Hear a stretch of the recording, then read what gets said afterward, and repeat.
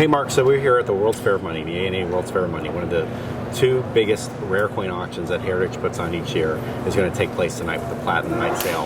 And I've asked you to go through the lots and pull out some of the biggest coins that are going to go on the block tonight. So what have you got for me? Well, I'm not sure that every one of these are the biggest coins, but they're pretty close. So the first one I have is a 1792 Peter Getz Colonial Copper. Peter Getz lived in Lancaster, Pennsylvania. He was actually in the running for a job at the Mint in Philadelphia as an engraver.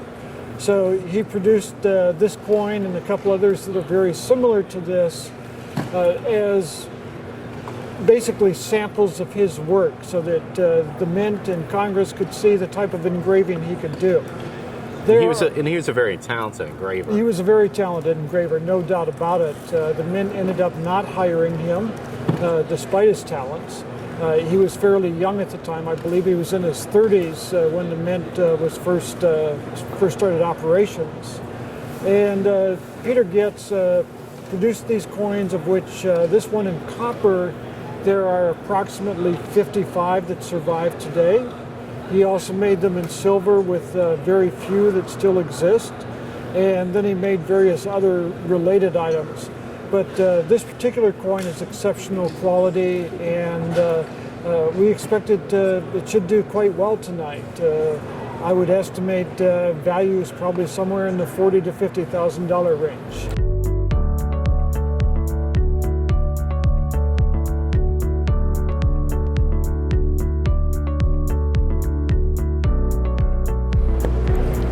The next piece we have is a 1792 silver center cent.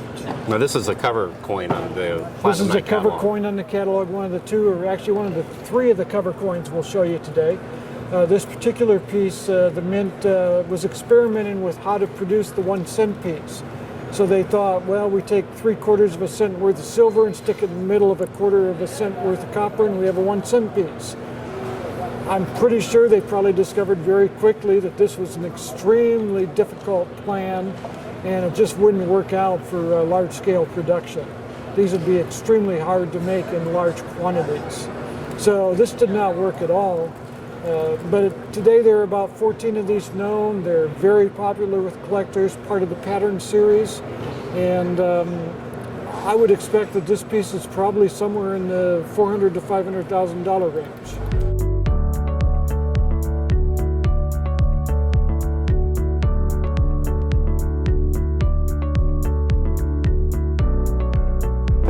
The next piece is a 1792 Birch Set. It's a Judd 5. There are actually 4 different Judd numbers of the Birch Set. This particular one, Judd 5, there are only 2 known. This piece that's graded Mint State 61, and the other known example grades Fair. So why did this become known as the Birch Set? It was named for Robert Birch, who was the engraver of the designer of the coins. He may have engraved the dies as well, but he provided the designs. So it's basically named for Robert Birch. And if you were to look really closely at the bust truncation, you would actually see his name, Birch, right on the coin. So with this and also the Getz coin, 2 examples of prototype coins that turned out to be far more attractive than the coins that actually went into production. A lot of people would say that when you look at the chain cent and even the wreath cent, you might think, yeah, these are much more attractive coins.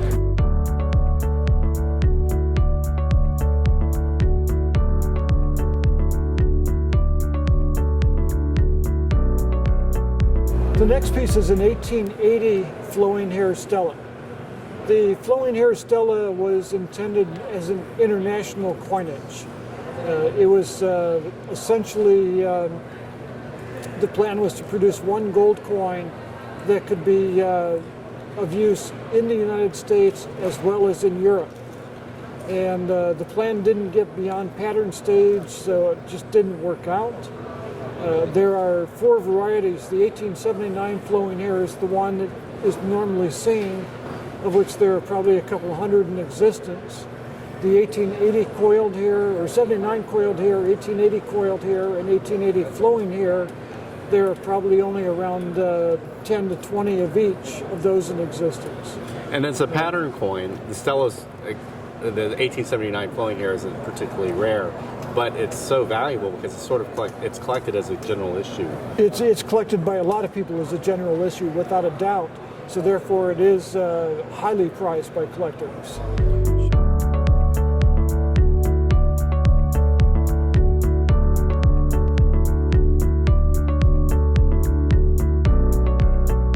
And the last item we have is a big hunk of gold. This is a Kellog and Humbert gold ingot. It was recovered as part of the Central America treasure, like many of these that are on the market today. This particular ingot weighs 55.44 ounces, and this is California gold. It was the gold that was actually mined by the miners when they went out to earn their fortune, most of whom didn't. Right. But so much gold was mined that the Central America treasure, I believe, actually had hundreds of these ingots as part of the treasure. And for somebody who wants a large piece of gold to really own and appreciate, this is an ideal item. So obviously 55 ounces or 55.4 ounces of gold is expensive just for its precious metals just value. For the precious metal value, but this is going to bring a premium over that because of its collectible value.